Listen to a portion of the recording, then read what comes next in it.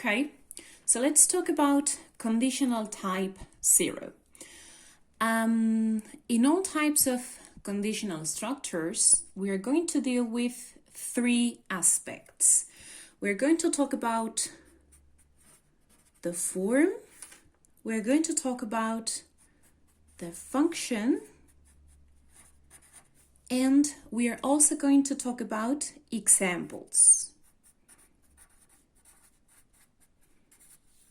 Okay, so something very similar as we have seen with verb forms. Okay, so the difference is that in verb forms here we usually talk about context, but in this case we don't have a specific context, so we are going to add the examples here.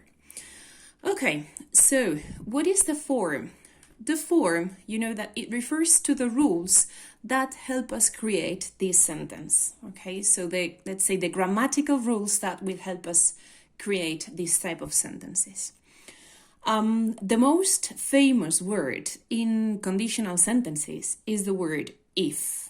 Okay, so it indicates condition. So as I told you, in all conditional sentences, we will get a condition in all of them, right? And a result. Okay, so how do we create the condition in the 0 type?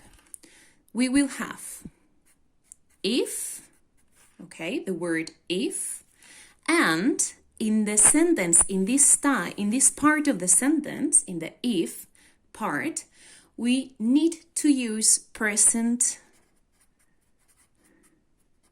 simple. Okay, present simple. I do, you are, they come. Then we're going to have a result. Okay, so what is the action that will result from this condition if this condition happens? So we express the result also with present simple. Okay. I will start with an example first. If, the typical example actually, if you study hard, okay, if you study hard, the result of this condition can be or is you learn a lot. Okay, so we have the if word in here. You know that if in Spanish is sí. It's not the affirmative though, it's the conditional.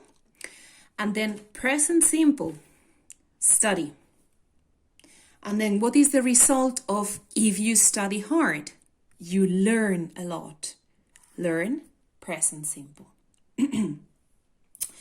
Okay, so what is the function of conditional type 0? Or what is the use? In what contexts, in what situations do we use the 0 conditional? So we use the 0 conditional to talk about situations which always produce the same results. So the result is always the same. It doesn't change, okay? So, well, somebody can say, if you study hard, maybe you're not so intelligent, so you don't learn. But if you study hard, you learn. Maybe not 100% of what you study, but you learn, right? So this is always like that. It doesn't change, okay? So, to talk about, as I said, to talk about situations which always produce